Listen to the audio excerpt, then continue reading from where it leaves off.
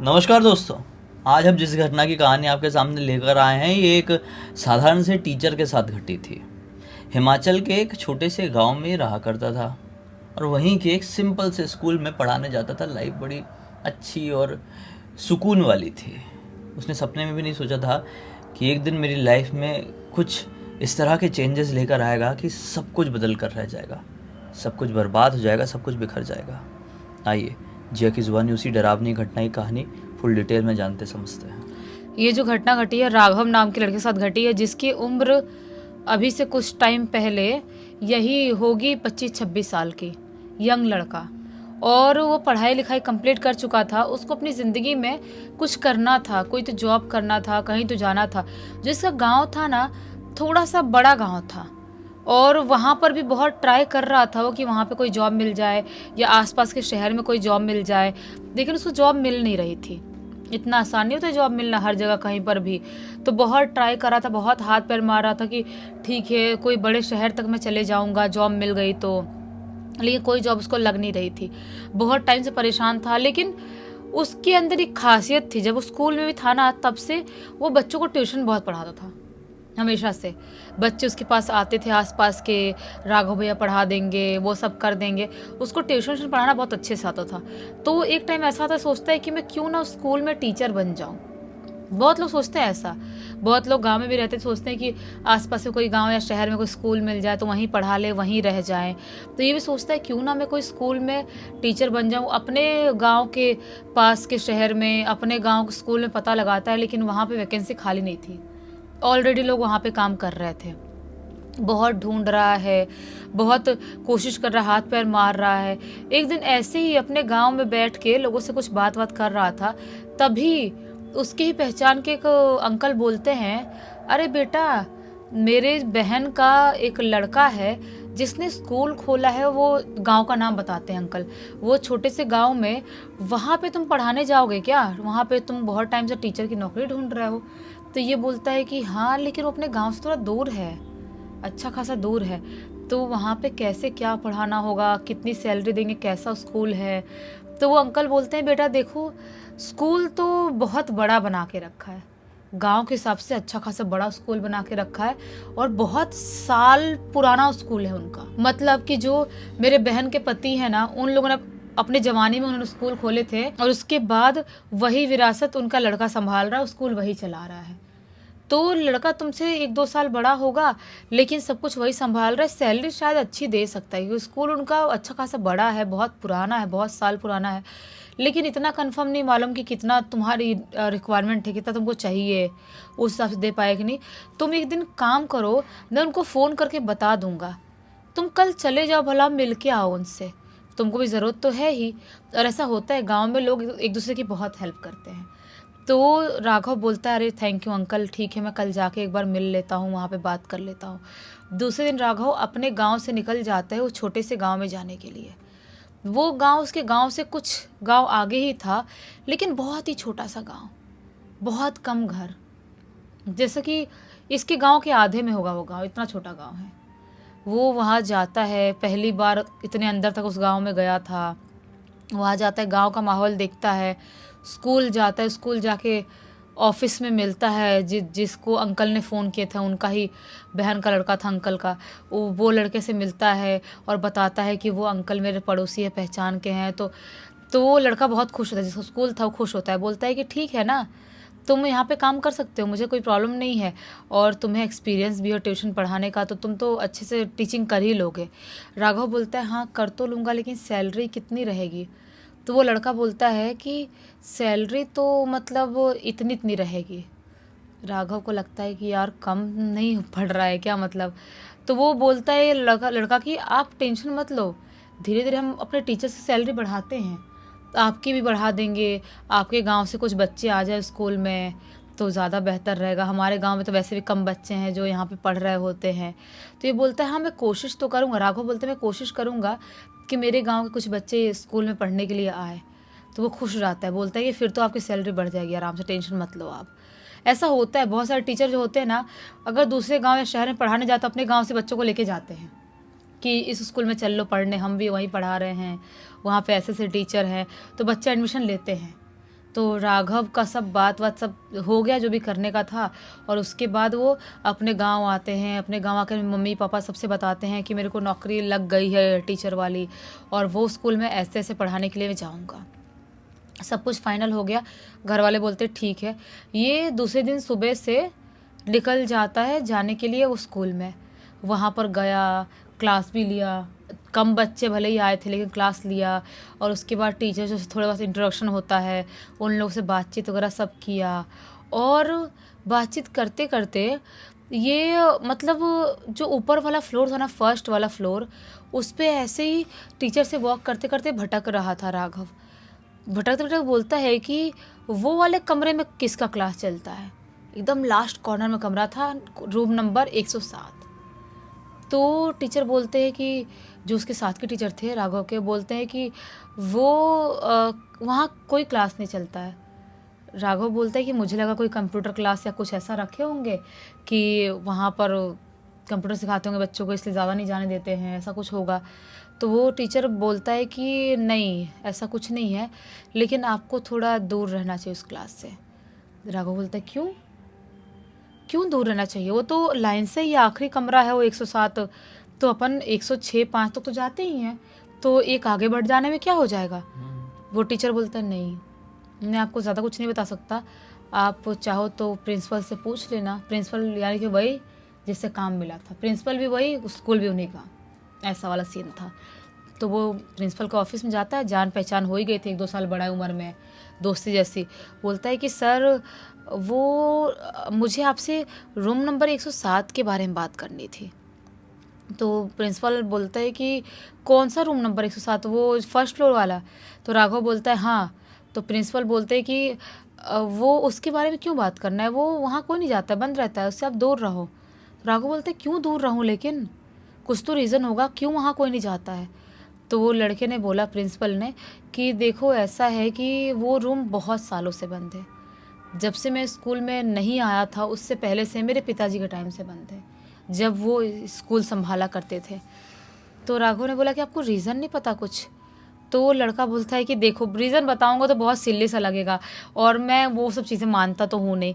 मेरे पापा और उनके ज़माने के लोग मानते थे कि वो क्लासरूम में कुछ तो भूतिया एक्टिविटी हुई थी कभी, उसकी वजह से उसको हमेशा के लिए बैन कर दिया गया, बंद कर दिया गया। लेकिन अभी मुझे उसका कुछ आइडिया नहीं है, और मुझे नहीं लगता कि भूत प्रेत जैसी कोई चीज़ होती है। राघव को भी हंसी आ गई, बोले कि हाँ हो सकता है, ऐसी कुछ लोग बातें करते हैं और बंद कर देते हैं, हाँ कोई बात नहीं, मुझे बस ऐसे क्यूरियोसिटी हो रही थी। लेकिन फिर भी जाते जाते प्रिंसिपल, वो लड़का क्या बोलता है कि फिर भी आप दूर रहना। मैं भी नहीं मानता, फिर भी मैं भी दूर रहता हूँ, आप भी दूर रहना। तो राघव ने बोला ठीक है। ऐसे ही अब डेली आना जाना राघव का चालू हो गया स्कूल में। डेली क्लास लेना है, डेली पढ़ाना है, डेली आना जाना है। एक दिन ये लोग शाम के टाइम में लेट तक रुके हुए थे, जो टीचर्स थे उनका जो एग्ज़ाम, जो पेपर था वो पेपर चेक कर रहे थे, जो बच्चों का एग्ज़ाम लिए थे। और चेक करते करते काफ़ी टाइम हो गया, बहुत लेट होने लगा, अंधेरा होने का टाइम हो गया। ये ऐसे पेपर चेक कर रहे थे, करते करते थोड़ा सा ऐसे ही अजीब सी नींद आने लगी, थोड़ा थकान लगने लगा था। तो राघव बाहर निकले, और बाहर निकलने के बाद देखे कि एक और सर बाहर खड़े हैं, और वो उस कमरे की तरफ अजीब सा घूर घूर के डर डर के देख रहे हैं, रूम नंबर 107। तो राघव बोलता है कि अरे सर आप उधर क्यों देख रहे हो, और इतना घबराए हुए क्यों हो? तो सर ने बोला कि आज पहली बार जीवन में ऐसा हुआ है कि इतना लेट तक मैं स्कूल में रुका हूँ, नहीं तो मैं पेपर घर पे ले जाता हूँ, घर पे ही चेक करता हूँ। वो तो आप लोगों ने बोला कि यहीं चेक करते हैं, रुक जाते हैं, तो कंपनी देने के लिए रुक गया, लेकिन मैं हिम्मत नहीं कर पाया हूँ आज तक यहाँ पे रुकने के लिए, और मुझे बहुत डर लग रहा है, मुझे लग रहा है कोई अनहोनी होने वाली उस कमरे से। राघव ने बोला अरे आप क्यों इतना अंधविश्वास में फैल रहे हो, कुछ नहीं होता है, और मुझे प्रिंसिपल सर ने ही बोला, वो लड़के ने, कि ऐसा कुछ नहीं है, मैं भी नहीं मानता, बस दूर रहने के लिए बोला। तो आप भी दूर रहो ना, चिल्ड मार, ऐसा क्या होता है? तो सर ने बोला कि, सर की उम्र थोड़ी ज़्यादा थी, सर ने बोला कि नहीं ठीक है, आप भी दूर रहिए। अब राघव पेपर चेक करने वापस से गया, लेकिन उसके दिमाग में एक ही क्यूरियोसिटी आ रही है, बार बार उसके दिमाग में यही चल रहा है कि आखिर पंगा क्या है उस रूम का, क्यों सब इतनी चेतावनी दे रहे हैं, और वो सर की हालत बहुत ख़राब लग रही थी, आंखों में एक अलग सा मानो डर बैठा हुआ था, क्यों ऐसा हो रहा है? राघव के माइंड में ये चल रहा है क्यों क्यों हो रहा है ऐसा, और पेपर चेक कर रहा है। ये सब कुछ करते करते उसको पेपर चेक करने में टाइम लग जाता है। बाकी सब सर का हो गया, लगभग 7 बजे तक सब निकलने को हो जाते हैं। राघव ने बोला कि नहीं नहीं मेरा तो अभी बाकी है, लगभग 1-2 घंटे और लगेंगे। तो टीचर्स बोलती कि आप इतना स्लो कैसे चेक कर रहे हो, तो सर रहने दो, घर लेके जाओ या कल आके चेक कर लेना, आप ऐसा मत करो, इतने टाइम तक अकेले आप यहाँ मत रुको और हम तो बिल्कुल नहीं रुकेंगे। तो राघव ने बोला हाँ हाँ आप इतना चिंता मत करो, कोई बात नहीं, आपको लेट हो रहा है तो आप लोग निकल जाओ, मैं आ जाऊँगा। राघव ने वहाँ पे अकेले रुकने का फ़ैसला लिया, और हर बार हर लिया हुआ फ़ैसला सही नहीं होता, आगे पता चलेगा। सब टीचर अपने घर के लिए रवाना हो गए। अब राघव अकेले बैठ के पेपर चेक कर रहा है रूम नंबर 105 में, और 5 के बाद 106 है, 106 के बाद 107 है। वो चेक कर रहा है, पेपर करते करते उसको अजीब सा चक्कर आने जैसा हो रहा है, अजीब सा मतलब एक भारीपन सीने में, एक अजीब सी फीलिंग आ रही है। चेक कर ही रहा होता है, ऐसा सीना दबा दबा क्या हो रहा है मेरे साथ, आज से पहले तो ऐसा कुछ हुआ नहीं है। वो थोड़ा रुक के पानी पिया, तभी अचानक से उसे ऐसा महसूस होता है कि कोई बाहर बहुत स्पीड में भाग के गया। जो कॉरिडोर वाला एरिया है, ये अंदर है ना क्लासरूम में, कोई बहुत स्पीड से भाग के गया। वो फटाक से दरवाज़ा खोलता है अपने 105 का, और जैसे बाहर निकलता है क्या पाता है कि रूम नंबर 107 में कोई तो लड़की स्पीड में भाग के गई। अब राघव को हो जाती है चिंता कि कौन सी लड़की और क्यों उस रूम में गई, कुछ गड़बड़ हो गया तो मुझे सब लोग चेतावनी दे रहे हैं, क्या उस लड़की को नॉलेज नहीं है, क्या उसको पता नहीं कि नहीं जाना चाहिए। राघव बाहर चिल्लाते अरे कौन गई वो लड़की, वो रूम में कौन गई, बाहर निकल भाई बेटा, तू ऐसा मत घुस उस रूम में, सब मना करते हैं। लेकिन कोई लड़की बाहर निकल नहीं रही है। ऐसे पीछे से भागते हुए देखा था राघव ने उस रूम में जाते हुए। राघव ने 3-4 बार आवाज लगाया, कौन है बाहर निकलने, तो कंप्लेन हो जाएगी, लेकिन लड़की बाहर नहीं आ रही है। तो राघव ने क्या डिसाइड किया कि वो तो बाहर नहीं आ रही है, मुझे ही जाके चेक करना चाहिए, मैं किसी बच्चे को ऐसे रिस्क में नहीं डाल सकता। राघव ने अपना दरवाज़ा ऐसे ही लगाया, कुंडी अपने क्लास का, और वो रूम नंबर 107 की तरफ हिम्मत बनाते हुए निकल गया। तो उसको ऐसा लगा कि मुझे अपनी जान से ज़्यादा फिक्र उस लड़की की होनी चाहिए, कौन लड़की अंदर गई। वो चलते चलते रूम नंबर 107 के तरफ पहुंचता है, और वहाँ पहुंचने के बाद क्या पाता है कि दरवाज़ा ऐसे ही जस्ट लगा हुआ है, बाहर से जो ताला हमेशा बंद रहता था ताला बंद नहीं है। और अभी लगभग रात के 8-8:30 बजे का टाइम हो गया। पहाड़ी इलाका, छोटा सा गांव, बिल्कुल सुनसान सन्नाटा फैला हुआ है, एकदम सिर्फ कीड़ों की चिर करने की आवाज़ सुनाई दे रही है। राघव ने सोचा कि मुझे कमरे के अंदर जाके चेक करना चाहिए। राघव ने ऐसे धक्का मारा, दरवाज़ा चूं करके खुल जाता है, क्योंकि दरवाज़ा एकदम पुराना जंग लगा हुआ। जैसे दरवाज़ा खुलता है, राघव ने फ़ोन का फ्लैश लाइट ऑन कर लिया और देखना चालू किया, कौन लड़की अंदर, कौन आई थी, बाहर निकल जाओ बेटा, ऐसा नहीं करते।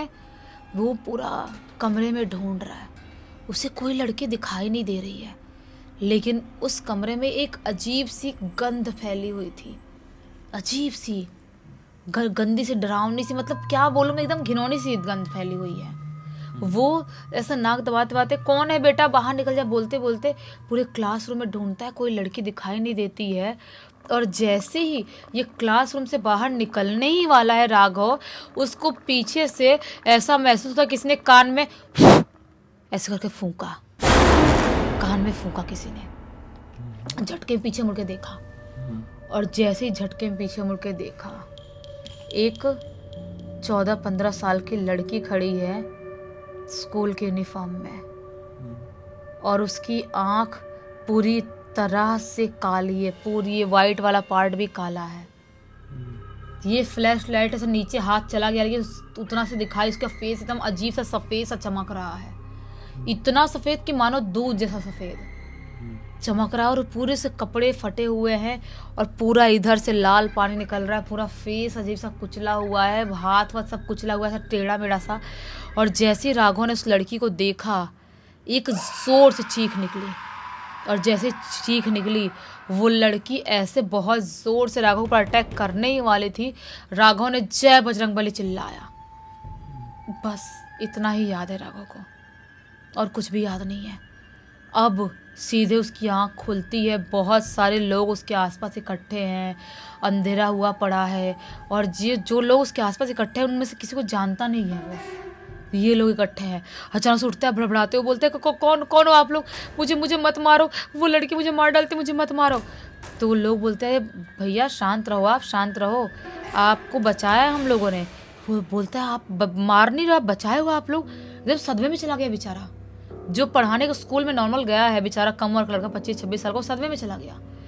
तो क्या होता है कि गांव के लोग शांत कराते, उठा के बैठाते हैं, और जैसे ही उठ के बैठता है, क्या पाता है, इनके स्कूल का जो वॉचमैन रहता था ना, शाम के टाइम में जो आता था, वो वॉचमैन उसके सामने खड़ा है। बोलता है राघव, अरे अरे भैया, तुम यहाँ क्या कर रहे हो, तुम तो उस स्कूल के पास रहते हो ना। वॉचमैन बोलता, अरे सर, अगर मैं आपको नहीं देखा होता ना तो आप जिंदा नहीं होते, और मैं इन गांव के लोगों को नहीं बुलाया होता। राघव बोलता है, मतलब? वॉचमैन बोलता है कि भैया देखो, मैंने देखा कि आप अपने 105 नंबर रूम से निकले हो, और आप किसी को चिल्ला चिल्ला कर बोल रहे हो, बाहर निकल जाओ, कौन हो, और आप 107 नंबर की तरफ जाने लगते हो। मुझे अजीब सा सदमा और डर सा लग जाता है, क्योंकि मैं इसी गांव का हूँ, मुझे पता है उस रूम के बारे में, उस क्लास रूम के बारे में, और सबको पता है। मैं डर जाता हूँ कि मैं अकेले नहीं आ सकता, तो मैं गांव में कुछ 5-6 लोग बुला के लाता हूँ, और फिर जब हम लोग 107 नंबर रूम में पहुँचते हैं, तो आप अजीब सा ऐसे बेहोश टाइप के पड़े हुए थे, तो आपको उठा के हम लोग यहाँ पर गाँव में लेके आए। राघव को मतलब अजीब सा डर सा सदमा सा बैठ गया था, वो रात के टाइम में अपने घर भी नहीं लौट सकता, इतना डर और सदमा बैठ गया है। वो सुबह का इंतज़ार करता है, वहीं गांव के किसी घर पे रुका हुआ था, बैठे बैठे पूरी रात निकाल दिया। सुबह का टाइम हुआ, सुबह के टाइम में वो सबसे पहले स्कूल जाता है, और स्कूल जाके जो प्रिंसिपल था, कम उम्र का लड़का वो भी था, उससे मिलता और बोलता है कि सर देखो, मैं यहाँ नहीं पढ़ा पाऊँगा, आप मुझे मत दो सैलरी, जितने दिन में काम किया हूँ, लेकिन मैं यहाँ पे नहीं पढ़ा पाऊँगा, मेरे लिए बहुत टफ़ है। तो बोलता है लड़का प्रिंसिपल कि क्यों टफ़ है?